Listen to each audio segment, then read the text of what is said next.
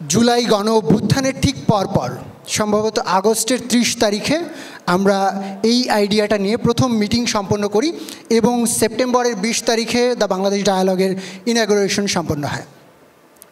আমরা এমন একটি থিঙ্ক ট্যাঙ্ক গড়ে তুলতে চাই যারা বাংলাদেশের পক্ষে কথা বলবে, কিন্তু সত্য কথা বলবে, সত্যকে তুলে ধরে গবেষণার মাধ্যমে এই ধরনের চিন্তামূলক কাজ করার মাধ্যমে বাংলাদেশকে এগিয়ে নিয়ে যাওয়ার পথে কাজ করবে। সেরকম একটি থিঙ্ক ট্যাঙ্ক নিয়ে আমরা গত 10 মাস যাবৎ কাজ করছি এবং আজকে এই পর্যায়ে এসে দাঁড়িয়েছি। আমাদের কিছু কোর ভ্যালুজ আছে দ্য বাংলাদেশ ডায়ালগের, 4টি core values: Bangladeshi nationalism, liberal democracy, foreign policy based on mutual interest and inclusivity. আমাদের প্রথম যে কোর ভ্যালুটি আছে বাংলাদেশি ন্যাশনালিজম।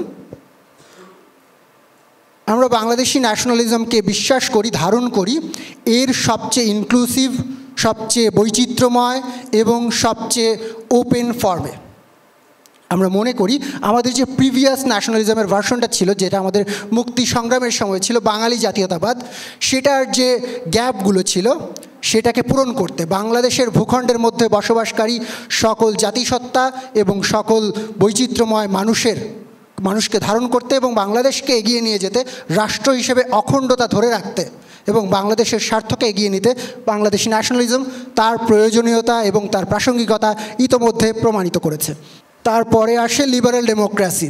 আমরা গত 15 বছর যাবৎ সংগ্রাম করেছি একটি ফ্যাসিস্ট শাসনের আন্ডারে। আমরা অসংখ্য মানুষ প্রাণ দিয়েছেন, অসংখ্য মানুষ তাদের ঘরবাড়ি ছাড়া হয়েছেন, নির্যাতিত হয়েছেন, গুম হয়েছেন শুধুমাত্র গণতন্ত্রের জন্য।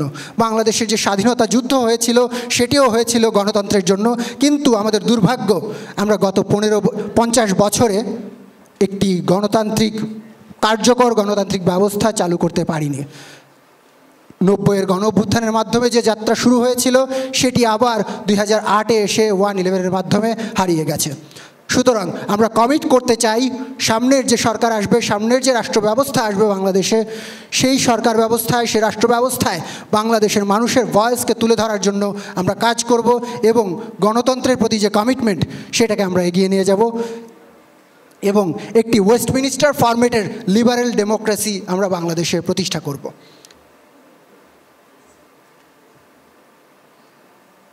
তারপরে আসবে foreign policy based on mutual interest. Mutual ইন্টারেস্টের চেয়ে এই জায়গায় অনেকে বলতে পছন্দ করেন, আমরাও বলতে অনেক সময় পছন্দ করি যে বাংলাদেশ ফার্স্ট, কিন্তু সেটা সবসময় তো হয় না। গত 15 বছরে যেটা হয়েছে, আমাদের যে পররাষ্ট্র নীতি ছিল সেটি এতটা নির্ভরশীল হয়ে গেছিল বাইরের শক্তিগুলোর উপরে, কারণ আমাদের যে সরকার ছিল সেটা কোনো লোকাল ছিল না, লেজিটিমেসি ছিল না। লোকাল লেজিটিমেসি না থাকার কারণে, কোনো ইলেকটোরাল লেজিটিমেসি না থাকার কারণে তাদের বাইরের শক্তির উপর নির্ভর করতে হয়েছে। কিন্তু আমরা সেই পর্যায়ে আর থাকতে চাই না।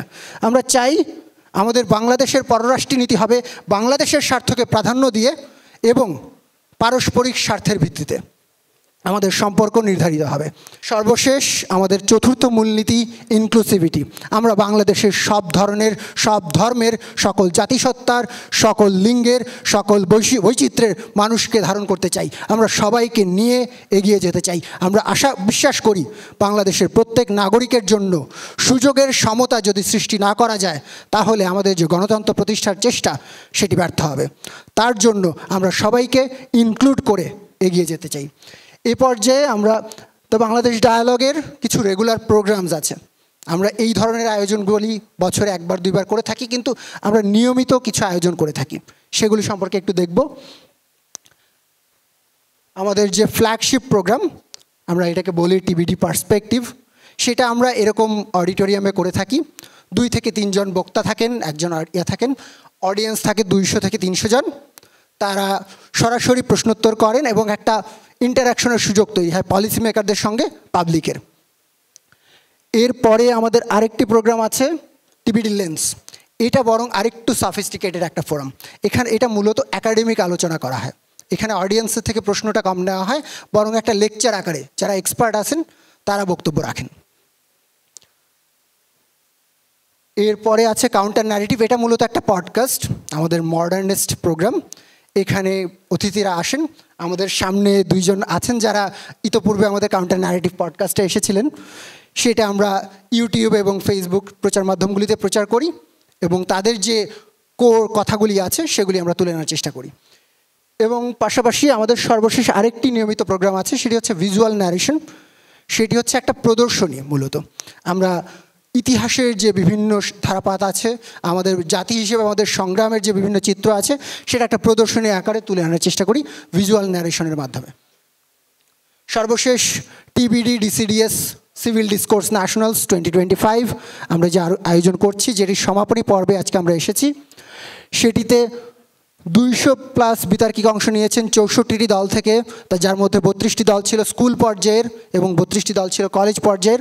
2 দিন যাবৎ তারা বিতর্ক করেছেন 3টি কোর বিষয় নিয়ে। একটি হচ্ছে ডেমোক্রেসি, একটা হচ্ছে সিভিল রাইটস, আর হচ্ছে রিফরমেশন। এই 3টি বিষয়ে তারা 2 দিন যাবৎ বিতর্ক করেছেন। বিতর্ক করে তারা বিতর্ক শেষ করেছেন গত শনিবারে, এবং আজকে এইখানে প্রদর্শনী বিতর্কের মাধ্যমে, এই অনুষ্ঠানের মাধ্যমে এই প্রতিযোগিতাটি শেষ হচ্ছে এবং আমরা বিজয়ীদের হাতে পুরস্কার তুলে দেব। সর্বশেষ আমাদের মূল যে টিম আছে, আমার সামনে বসে আছেন রুবায়েত মানান রাফি, তিনি আমাদের এক্সিকিউটিভ ডিরেক্টর। আসলাম বেগ, তিনি ডিরেক্টর। মেহেরবা সাবরিন ডিরেক্টর। আমার পেছনে আছেন SM সাইফ কাদের রুবাব, তিনি আমাদের পরিচালক হিসেবে আছেন। এবং সবশেষে আমি Kazi Rakib Hossain, chief operation officer হিসেবে দায়িত্ব পালন করছি। এবং আমাদের টিমটা মোটামুটি 30 জনের, 30 জন মিলে আমরা এই সংগঠনটা পরিচালনা করছি। সবাইকে ধন্যবাদ।